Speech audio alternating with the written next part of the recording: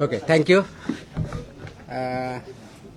आज आपण इथं एका महत्त्वाच्या विषयावरती प्रेससाठी जमला, त्याच्याबद्दल धन्यवाद. गेल्या 2 महिन्यापासून आपण अनेक मोहिमा राबवत आहोत. इथून पुढे त्या राबवल्या जातील. आपला जो ध्येय आहे safe food, safe drug, safe Maharashtra, ते अचीव करण्यासाठी आपण वेगवेगळे आदेश देत आहोत. आतापर्यंत आपण प्रोहिबिशनची ऑर्डर, गुटखा जे आहे त्याबद्दल ऑर्डर काढली, मोकोकाची ऑर्डर काढली, त्याचं इम्प्लिमेंटेशन चालू आहे. त्याचबरोबर आपण दुसरी हॉटेल्स, रेस्टॉरंट आणि इटरीज याच्याबद्दलची कंप्लायन्स ऑर्डर केली, त्याची कारवाई चालू आहे, त्याचेही परिणाम होत आहेत. त्यानंतर आपण मिल्क आणि मिल्क प्रॉडक्ट्सच्या बाबतीतल्या ऑर्डर काढल्या, त्याच्याही कारवाई चालू आहे. फूड सेफ्टी अथॉरिटीनुसार जे जे काही आपल्या जवळजवळ 18 प्रकारच्या फूड कॅटेगरीज केलेल्या आहेत, त्याच्यावरती महाराष्ट्रामध्ये सर्व ठिकाणी कारवाई चालू आहे. आणि आपण जे ध्येय ठेवलेलं आहे safe food, safe drug, safe Maharashtra, याच्यामध्ये याच सिरीजचा पुढचा पार्ट म्हणून आणि अत्यंत महत्त्वाचा पार्ट म्हणून आपण काल एक ऑर्डर इश्यू केलेली आहे, ज्याच्यामुळं सेफ फूड आणि सेफ महाराष्ट्र होण्यामध्ये हे पुढचं पाऊल ठरेल. आपल्याला माहिती आहे की महाराष्ट्रामध्ये जवळजवळ 1,08,000 शाळा आहेत आणि जवळजवळ 2 कोटीपेक्षा जास्त विद्यार्थी या शाळेमध्ये जातात. आणि शाळेमध्ये कोणत्या प्रकारचं अन्न द्यावं, कशा पद्धतीनं द्यावं, याचे काही नियम ठरलेले आहेत. त्याला आपण जे नियम म्हणतो ते स्कूल फूड किंवा सेफ फूडच्या बाबतीत जे आहेत आणि न्यूट्रिशनल स्टँडर्ड्स स्कूलमधले जे असतात त्या पद्धतीनं इम्प्लिमेंट करणं हे अपेक्षित आहे. तर हे जे रूल्स आहेत हे 2020 मध्ये हे रूल्स आले. त्याला आपण म्हणतो safe food balance diets and balance diet for children in school regulation 2020. हे 2020 मध्ये आले आणि 2021 पासून याचं इम्प्लिमेंटेशन सुरू झालेलं आहे. तसं असतानाही बऱ्याच बाबतीत त्याच्यामध्ये काही कन्फ्युजन आहे, क्लॅरिटी काही लोकांना नाही आहे.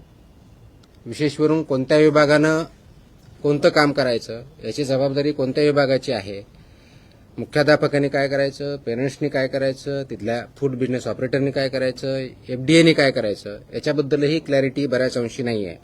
आणि म्हणून काल आपण याच्याबद्दलची safe food for every school child in Maharashtra state wise compliance order dated 27 जुलै 2026 रोजी आपण इश्यू केलेले आहेत.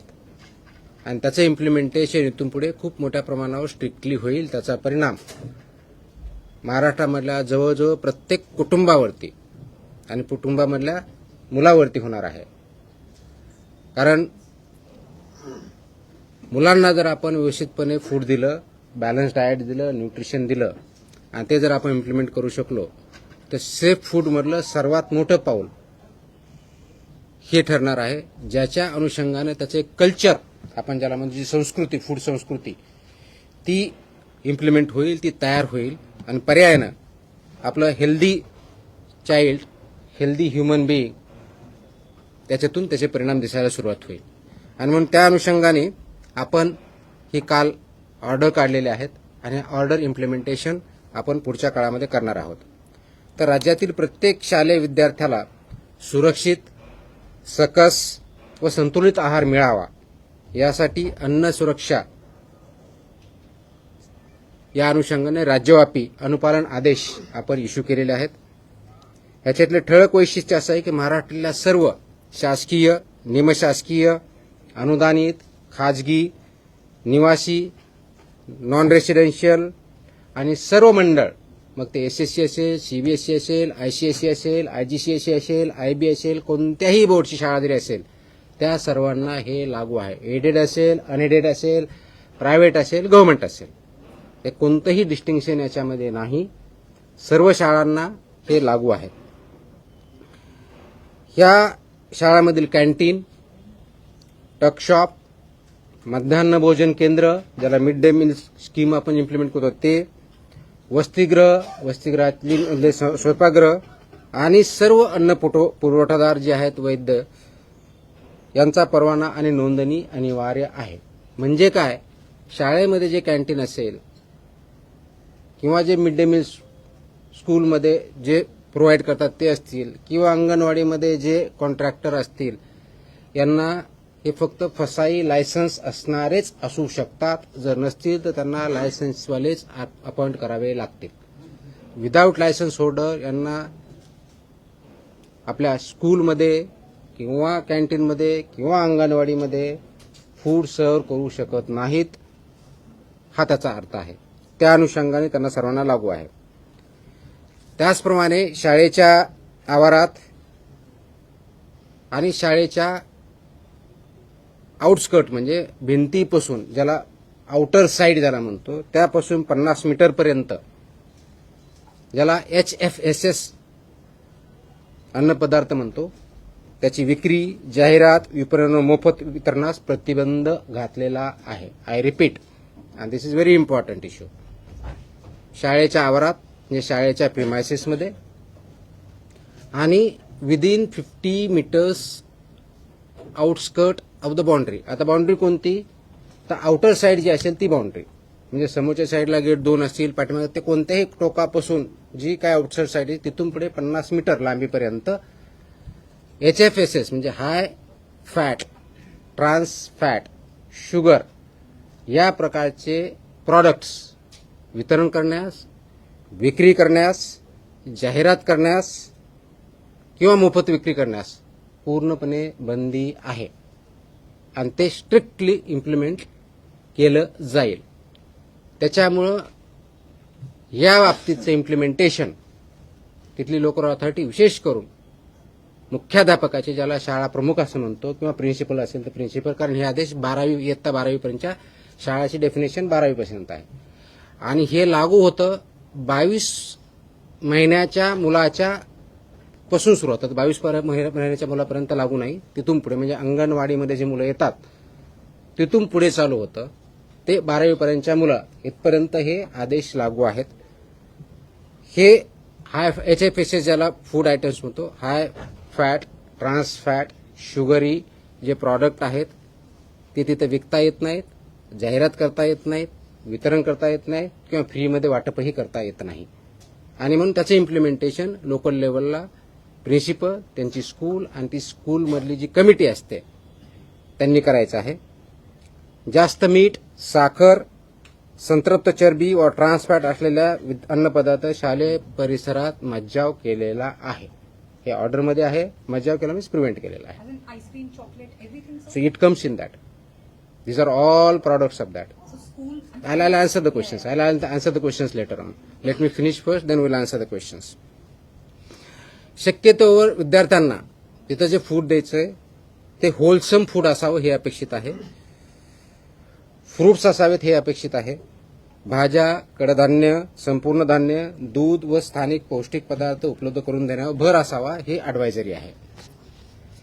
त्याचबरोबर प्रत्येक शाळेत हे पिण्यायोग्य पाणी, स्वच्छता, अन्न साठवणूक, तापमान नियंत्रण, कीड नियंत्रण आणि कचरा व्यवस्थापनाची काटेकोर अंमलबजावणी जिथं फूड सर्व्ह केलं जातं किंवा प्रिपेअर केलं जातं याची इम्प्लिमेंटेशन होणं अपेक्षित आहे.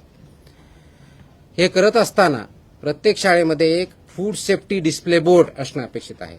आता या फूड सेफ्टी डिस्प्ले बोर्डवरती काय, तुमचा व्हेंडर कोण आहे, त्याचं लायसन्स काय आहे, कोणत्या प्रकारचं फूड तिथं दिलं जातं, त्याच्या काय व्हॅल्यूज आहेत हे लिहिणं अपेक्षित आहे. त्याचबरोबर फूड सेफ्टी सुपरवायझर हेही नॉमिनेट करायचं आहे. त्यांनी हे बघायचं आहे की हे फूड सेफ्टीचे नॉर्म त्या ठिकाणी पाळले जातात. हेल्थ अँड वेलनेस अँबॅसेडर सुद्धा ते अपॉइंट करणं अपेक्षित आहे over a period of time, की त्या शाळेमधून कोणी विद्यार्थी असू शकेल, शिक्षक असू असेल, जो कोणी असेल त्यांनी तो अपॉइंट करायचा आहे किंवा नोडल अधिकारी नियुक्त करणं हे पुढच्या काळामध्ये आपण बंधनकारक करत आहोत, ते आवश्यकता आहे. जेणेकरून हा आपला सेफ फूडच्या बाबतीतला, न्यूट्रिशनल फूडच्या बाबतीतला, बॅलन्स डाएटच्या बाबतीतला अवेअरनेस आणि सेन्सिटायझेशन विद्यार्थ्यामध्ये, शिक्षकामध्ये, शाळेमध्ये आणि पेरेंट्समध्ये केला जाईल हे त्याच्यातून अपेक्षित आहे. प्रत्येक शाळेची वर्षातून किमान 2 वेळा अन्न सुरक्षा तपासणी आम्ही करणार आहोत, किमान 2 वेळेस, आणि किमान एक अन्न नमुना संकलन करून त्याची तपासणी करणार आहोत.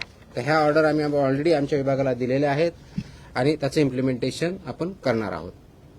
नियमभंग करणाऱ्या ज्या शाळा आहेत, कॅन्टीन आहेत, पुरवठादार आहेत किंवा विक्रेता असतील, त्यांच्या विरुद्ध ज्या प्रमाणात ऑफेन्स असेल सुधारणा नोटीस देण्यात येतील, परवानाच्याबद्दलची कारवाई करण्यात येतील, सस्पेन्शनची करता येईल, फूड जे आहे त्याच्याबद्दल जप्ती कारवाई केली जाईल आणि आवश्यकता वाटले दंड किंवा प्रॉसिक्युशन सुद्धा करण्यात येईल. यामध्ये इम्प्लिमेंटेशन में सर्वात महत्वाचा रोल जो आहे तो शालेय शिक्षण विभागाचा, स्कूल एज्युकेशन डिपार्टमेंटचा आहे. शिक्षण मंडळ जे आहेत आपले जे बोर्ड असतात त्यांचा आहे.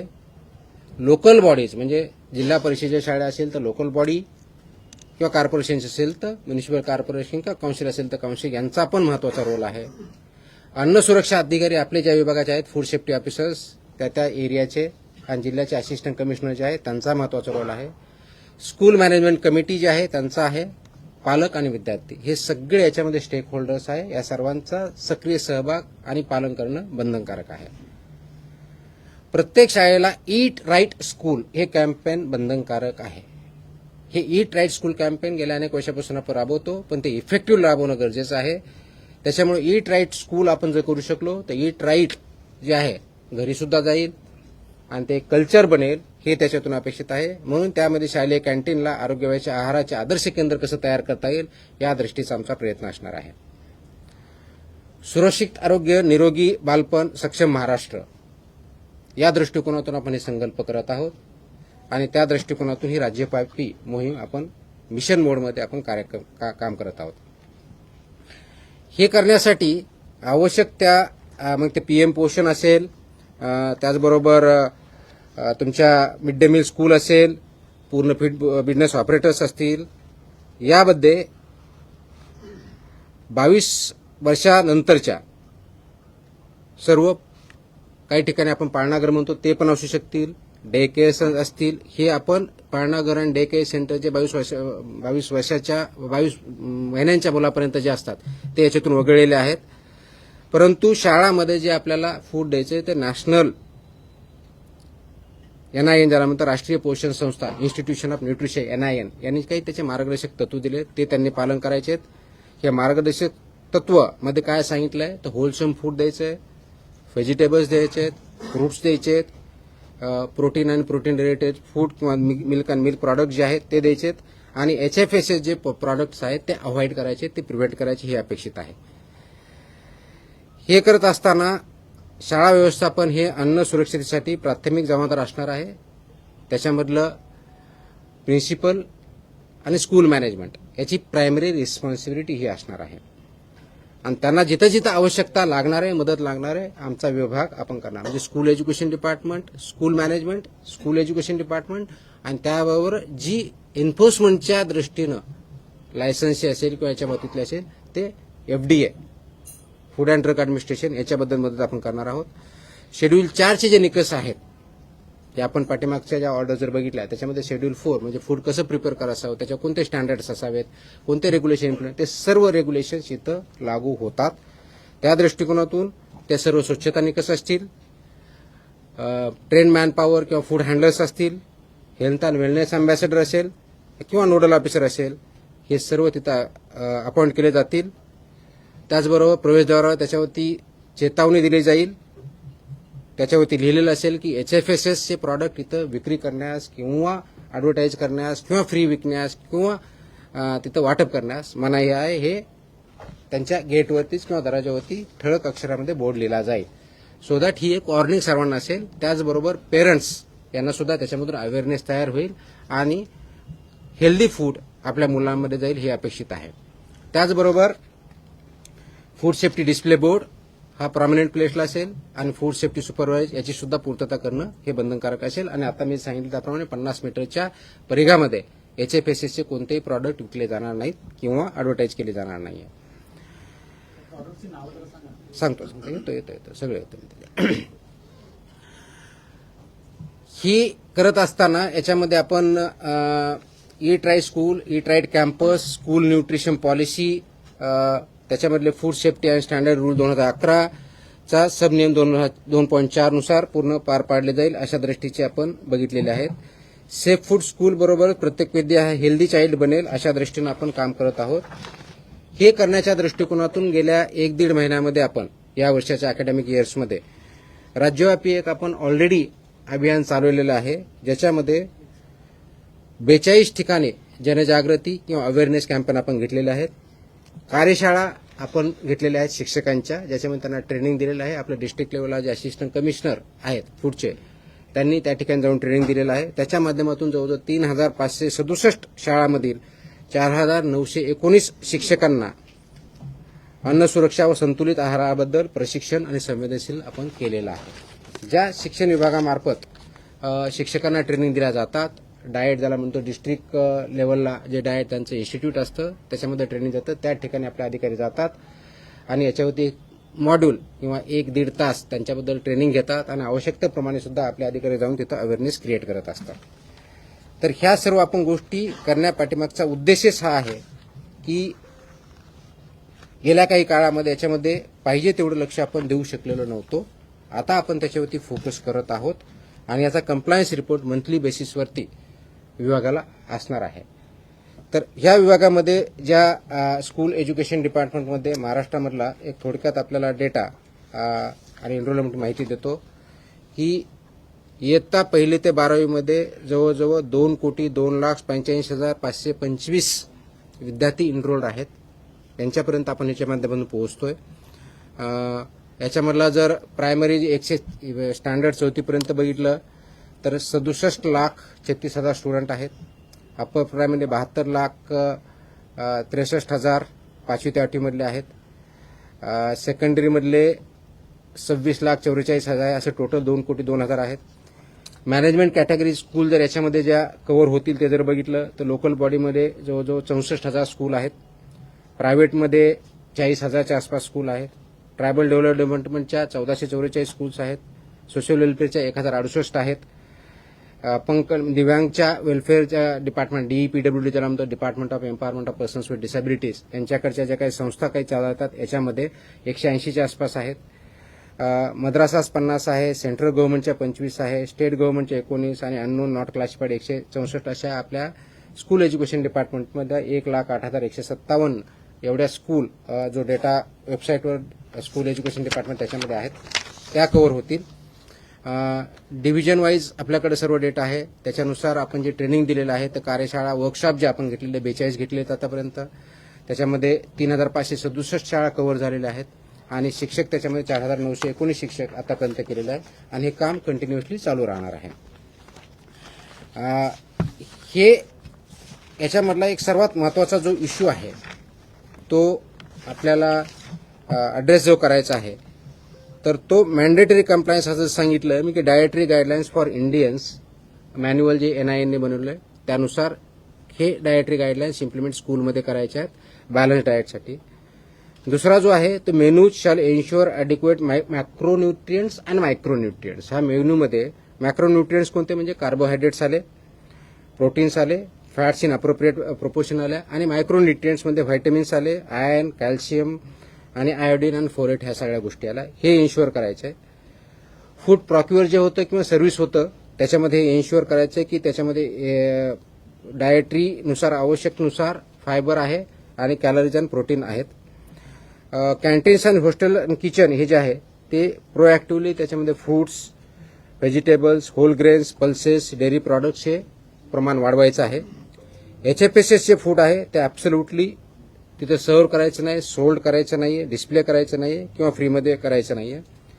याच्यामध्ये स्कूल ऑथॉरिटीची रिस्पॉन्सिबिलिटी जी आहे ती जे FBO असेल किंवा स्वतः चालवते ते रजिस्टर्ड पाहिजे, फसाई लायसन्स पाहिजे, नंबर 1. नंबर 2 हे जे आपलं शेड्यूल 4 आहे रेग्युलेशनमधलं फसाईमधलं ते इम्प्लिमेंट करायचं आहे. 2011चे रेग्युलेशन पूर्णपणे इम्प्लिमेंट करायचे आहेत. त्याचबरोबर health and wellness ambassador designated officer under regulation 6(1) नुसार आपल्याला करायचं आहे आणि यानुसार सेक्शन 30 नुसार आपण जी ऑर्डर काढलेली त्याच्यानुसार I am directing that every school authority shall appoint and train such nodal officer आपण मॅन्डेटरी करतोय. यानुसार आपण करत आहोत. त्याचबरोबर जी responsibility of the school education department आहे ती अशी आहे की सर्व स्कूलमधलं FBO रजिस्टर आहे हे बघायचं आहे. मिड डे मील असेल, प्रधानमंत्री पोषण आहार असेल, याच्यासाठी शाला पोषण आहार असेल, ह्या ज्या योजना आहेत याच्यामध्ये जे व्हेंडर्स आहेत ते रजिस्टर करून घ्यायचे. जर नसतील तर जे रजिस्टर्ड आहेत त्यांनाच अपॉइंट करायचं आहे. डिस्ट्रिक्ट आणि ब्लॉक एज्युकेशन ऑफिसरला यांनी त्यांच्याकडून डिरेक्शन जाणं अपेक्षित आहे की याचं पूर्णपणे मॉनिटरिंग आणि कंप्लायन्स होते आणि त्याच्यामध्ये त्यांचं रिपोर्टिंग होत आहे. फूड सेफ्टी आणि न्यूट्रिशनल स्टँडर्ड्स इम्प्लिमेंट होत आहेत, त्याचं कंप्लायन्स होत आहे. आणि स्कूल एज्युकेशन डिपार्टमेंटनी इन कोऑर्डिनेशन विथ एफडीए बरोबर याचं इम्प्लिमेंटेशन होतं आहे आणि तिथं काय टेक्निकल सपोर्ट लागत असेल किंवा एन्फोर्समेंट सपोर्ट लागत असेल तो एफडीए मार्फत दिला जाणार आहे. बोर्डनी काय करायचं आहे तर बोर्डनी त्यांच्या ज्या गाईडलाईन्स आहेत त्याच्यामध्ये हे स्कूल फूड रेग्युलेशन्स हे मॅन्डेटरी करायचे, over a period of time comply करायचे. Annual food safety compliance certificate हे फूड बोर्डनी करायचं आहे. त्यांच्या जे अफिलिएटेड स्कूल आहेत त्यांना कंपल्सरी करायचे, जे डॉक्युमेंटेशन ठेवायचं आहे आणि ऑन रेफरन्स फूड सेफ्टी कमिशनरला याच्यानुसार कंप्लायन्स करायचं आहे. ज्या स्कूल नॉन कंप्लायंट आहे त्यांच्यावरती ह्या बोर्डनी कारवाई करायची आहे. शोकॉड नोटिसेस आवश्यक तिथे द्यायच्या आहेत आणि जर ते केलं नाही तर त्यांचं अफिलिएशन काढून घेण्याची सुद्धा कारवाई बोर्ड करू शकतं. या दृष्टीने त्यांनी गाईडलाईन्स काढायच्या आहेत. फूड सेफ्टी ऑफिसरची जबाबदारी काय आहे तर मॅन्डेटरी इन्स्पेक्शन आपले जे आहे त्या शाळेचे वर्षातून कमीत कमी 2 म्हणजे प्रत्येक 6 महिन्याला 1 कमीत कमी, त्याच्यापेक्षा जास्तही करू शकतात, त्याप्रमाणे करायचे आहेत. कव्हरिंग त्याच्यामध्ये काय काय बघायचं, लायसन्सिंग आहे का किंवा रजिस्ट्रेशन आहे का, शेड्यूल फूड्सनुसार हायजीन आणि मॅन्युफॅक्चरिंग आणि सर्व्हिंग ऑफ फूड होतंय का, फूड सेफ्टी डिस्प्ले बोर्ड होतोय का, appointment of health and wellness ambassador किंवा नोडल ऑपरेशन केलंय का, absence of HFSS food products आहे की नाही हे बघायचे आणि विदिन प्रिमायसेस जे आहे रेग्युलेशन 3.5 नुसार कंप्लायन्स होतोय की नाही हे बघायचं आहे. त्याचबरोबर collecting of food samples random basis होती, त्याचं चेकिंग ते स्टँडर्ड प्रमाणे आहे का नॉन स्टँडर्ड प्रमाणे हे चेक करायचं आहे. इनिशिएटिंग लायसन्सच्या आणि रेग्युलेशनच्या प्रोसिडिंग जर जिथं आवश्यक आहे त्याप्रमाणे कारवाई करणं अपेक्षित आहे. एन्फोर्समेंट ऑफ 50 मीटर झोन तो एन्फोर्समेंट करण्यासाठी मदत करायची आणि त्यांनी action घ्यायच्यात.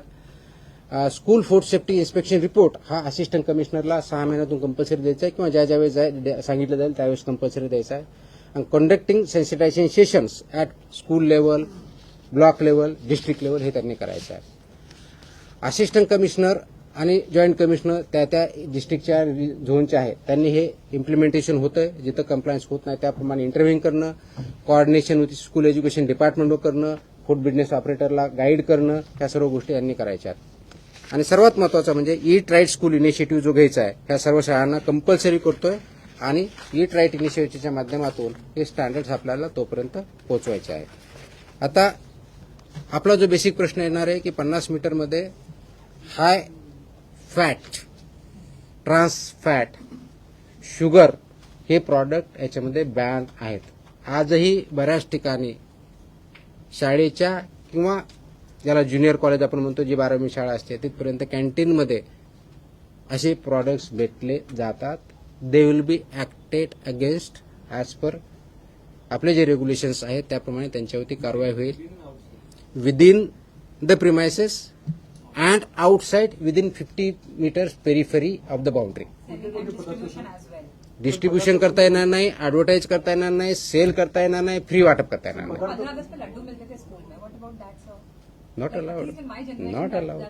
I mean, high fat, high sugar is not allowed. Please understand. पहले मुझे बोलने दो, फिर आपके सबके सवाल के जवाब मैं दे देता हूँ. ठीक है. अब ये क्यों कर रहे हैं? Please understand. हा करण्याचा उद्देश एवढाच आहे की शाळेमधल्या विद्यार्थ्यांचा ग्रोथ, फिजिकल आणि मेंटल किंवा इंटेलेक्च्युअल हा जो ग्रोथ आहे त्यांच्या रिक्वायरमेंट्स आहेत. ज्या वेळेस मुलं लहान असतात किंवा ग्रोईंग फेजमध्ये सर्वात जास्त रिक्वायरमेंट ही प्रोटीनची असते, फायबरची असते, मॅक्रोन्यूट्रियंट्स आणि मायक्रोन्यूट्रियंट्सची असते. हे बॅलन्स डाएट त्याच्यामध्ये जायला पाहिजे आणि ते खाल्लं तर त्यांचा ग्रोथ बोथ इंटेलेक्च्युअल आणि फिजिकल चांगल्या पद्धतीने होतो हे त्याच्यातून अपेक्षित आहे. आणि म्हणून हे 2020 मध्ये हे रेग्युलेशन आलं आहे. आय रिपीट 2020चे रेग्युलेशन्स आहेत आणि त्याचं इम्प्लिमेंटेशन 2021 पासून झालेलं आहे. त्याच्यामुळे ह्या शाळांना माहीत नाही, आम्हाला माहीत नाही, पेरेंट्सला माहीत नाहीये असं आपण म्हणणं हे धाडसाचं ठरेल. त्याचं इम्प्लिमेंटेशन आपण आता इथून पुढे आणखी स्ट्रॉंगली करणार आहोत. आतापर्यंत अवेअरनेस पण झालेला आहे, आतापर्यंतही करत आहोत, पण इथून पुढे आणखी जास्त सिव्हिअरली होईल आणि याचा परिणाम आपल्या विद्यार्थ्यावरती अपकमिंग जनरेशनवरती खूप पॉझिटिव्हली होणार आहे. कारण बऱ्याच अंशी आपण बघतो की तिथं सो कॉल्ड एनर्जी ड्रिंक्स, कारण एनर्जी ड्रिंक्सची कॅटेगरीज नाही आहे, फूडमध्ये कॅटेगरीज नाही आहे. So called caffeinated non caffeinated drinks available होतात, which is not allowed. These are either high fat आहेत, ट्रान्स फॅट आहेत, शुगरी आहेत, त्याच्यामध्ये प्रोपोर्शन लिहिलेलं आहे, आपण त्याच्यावर दिलेलं असतं, वॉर्निंग पण असतं. बरेच प्रॉडक्ट तिथे वॉर्निंग असतात की not advise not for use by children below the age of 18, परंतु तिथे अवेलेबल असतं. माझी 3 सूचना वजा विनंती आहे त्याच्यामध्ये. Number 1, principles of the school and school management त्यांनी याचा खूप सिरियसली कॉग्निझन्स घ्यायचा आहे. आपल्या शाळेमध्ये, शाळेच्या प्रिमायसेसमध्ये किंवा विदिन 50 मीटर पेरिफेरीमध्ये ज्या गोष्टी अनुज्ञेय नाही आहेत खाण्याच्या, फूड बाबतीतच्या, त्या 100% प्रिव्हेंट करणं ही आपली जबाबदारी आहे. त्या दृष्टीनं शाळेच्या मॅनेजमेंटनी आणि प्रिन्सिपलनी इनिशिएटिव्ह घ्यावं, कारवाई करावी. नंबर 1. नंबर 2, पेरेंट्सना माझी सूचना आणि विनंती आहे की आपल्या पाल्यांना, आपल्या मुलांना अशा प्रकारचे पदार्थ खाण्यापासून प्रिव्हेंट करा, जेणेकरून त्यांच्या हेल्थवरती पॉझिटिव्ह इम्पॅक्ट होईल. तिसरी विनंती माझी विद्यार्थ्यांना आहे. जरी लहान असतील तर त्यांना काही समजत नसेल मी सांगितलं तर पेरेंटनी आणि टीचरनी आणि स्कूलने त्यांना समजून सांगायचं आहे हे खाणं त्या विद्याच्या दृष्टीनं योग्य नाही. आणि म्हणून ते ज्या गाईडलाईन्स आलेल्या आहेत आणि नॅशनल इन्स्टिट्यूट फॉर न्यूट्रिशन यांनी त्याच्या गाईडलाईन्स व्यवस्थित डिझाईन केलेल्या आहेत, न्यूट्रिशनच्या अँगलने केलेल्या आहेत. म्हणून त्यांनी हे करायचं आहे की विद्यार्थ्यांनी ह्याच्यापासून परावृत्त व्हायचं आहे आणि बॅलन्स डाएट आपल्या विद्यार्थ्यांना द्यायचं आहे, मुलांना द्यायचं आहे. आणि हे कल्चर आपल्याला विद्यार्थ्याच्या मार्फत समाजामध्ये आणायचं आहे, जेणेकरून आपल्या विद्यार्थ्यांची सोशल, फिजिकल, सायकोलॉजिकल आणि इंटेलेक्च्युअल ग्रोथ ही चांगल्या पद्धतीनं होईल. ह्या गाईडलाईन काढण्यापाठीमागचा नॅशनल इन्स्टिट्यूट ऑफ न्यूट्रिशन यांच्यामार्फत, त्याचबरोबर आपल्या फसाईनी ज्या 2020च्या रेग्युलेशन्स तयार केले हे खूप विचारपूर्वक केलेले आहेत. त्याच्यामध्ये कमिटी आहे, सायंटिफिक बेस आधारे केलेले आहेत. त्याचं इम्प्लिमेंटेशन आपल्याला शिविर यासाठी करायचं आहे, खूप स्ट्रिक्टली यासाठी करायचं आहे की त्याच्या माध्यमातून पुढचे जनरेशन घडणार आहेत, त्या हॅबिट्स इन्कल्केट होणार आहेत, ते संस्कृती आपल्याला आणायची आहे आणि ही संस्कृती आपल्या कुटुंबापर्यंत न्यायची आहे. आणि म्हणून मी आता जसं म्हणलं की दर 2 कोटीपेक्षा जास्त विद्यार्थी या शाळेमध्ये जात असतील, जवळजवळ 1 लाख प्लस शाळेमधून, तर महाराष्ट्रामध्ये फूड कल्चर चेंज करायला जास्त वेळ लागणार नाही आणि त्याच्यामध्ये आपल्या सर्वांचा सहभाग अपेक्षित आहे. हा अवेअरनेस क्रिएट करणं आणि ह्या गाईडलाईन्स रेग्युलेशन इम्प्लिमेंट करणं ही आपल्या सर्वांची सामूहिक जबाबदारी आहे. विशेष करून school education department, school management, parents आणि FDA या सर्वांनी मिळून जर ठरवलं तर जास्त वेळ लागणार नाही. FDAच्या मार्फत आम्ही डेफिनेटली चालू केलेलं आहे. स्कूल एज्युकेशन डिपार्टमेंट आम्ही ऑर्डर काढताना स्कूल कमिशनरला आम्ही डायरेक्ट केलेलं आहे इम्प्लिमेंट करा म्हणून, डिस्ट्रिक्ट ऑथॉरिटीला आम्ही डायरेक्ट केलेलं आहे आणि कन्सर्न डिपार्टमेंटला आम्ही रिक्वेस्ट केलेली आहे. Secretary of the concern department त्याच्यामध्ये आम्ही कॉपी केलेल्या आहेत, ऑर्डरमध्येच आहेत. त्याच्यामध्ये सेक्रेटरी जे आहेत, स्कूल एज्युकेशन डिपार्टमेंट असेल, सोशल वेलफेअर डिपार्टमेंट असेल, ट्रायबल डेव्हलपमेंट डिपार्टमेंट असेल किंवा इतर डिपार्टमेंट जे कन्सर्न आहे, ज्यांच्या स्कूलचा संबंध आहे, त्यांना सर्वांना आम्ही रिक्वेस्ट केली अशा इन्स्ट्रक्शन आपल्या स्तरावरून पर्यंत द्या, जेणेकरून त्याचं इम्प्लिमेंटेशन होणं सोपं होईल आणि याचे इन्स्पेक्शन पुढच्या काही दिवसामध्ये चालू होतील. आणि त्यावेळेस असं व्हायला नको की आम्हाला माहीत नाही आहे, ह्या ऑर्डर त्यांच्यापर्यंत पोहोचलेल्या आहेत. जिथं ज्यांना आपल्याला ट्रेनिंगची आवश्यकता वाटते त्या लेवलला डिस्ट्रिक्ट लेवलच्या ऑफिसरनी, डिस्ट्रिक्ट एज्युकेशन ऑफिसरनी, त्या शाळांची किंवा तालुका लेवलला आवश्यक त्या ठिकाणी ब्लॉक एज्युकेशन ऑफिसरनी आमच्या ऑफिसर बरोबरच्या मदतीनं असे वर्कशॉप घ्यावेत. त्याच्यामध्ये आम्ही गायडन्स करू. इम्प्लिमेंटेशन करण्याची जबाबदारी स्कूल मॅनेजमेंटची आहे आणि स्कूल एज्युकेशन डिपार्टमेंटची आहे. इन्फोर्समेंट करण्याची जबाबदारी आमची आहे, ते आम्ही पार पाडू. आणि कंप्लायन्स किंवा ओबिडियन्स जे करायचं आहे ते पेरेंट्सला आणि विद्यार्थ्यांना आणि शिक्षकांना करायचे, त्यांनी ते करावे. अशा दृष्टीचं हे काम आहे, मोठं काम आहे, पण सर्वात मोठी अपॉर्च्युनिटी पण आहे, ज्याच्या माध्यमातून आपले जे पुढे चालून NCD ज्याला म्हणतो, नॉन कम्युनिकेबल डिजीज आहेत, वेट गेन करणं, वेगवेगळ्या प्रकारच्या आजाराला बळी पडणं, ते याच्यातून आपण अवॉइड करू शकतो आणि पुढच्या जनरेशनला लाईफ चांगल्या पद्धतीने देऊ शकतो. त्या दृष्टीने आपल्याला काम करायचं आहे. Yes please.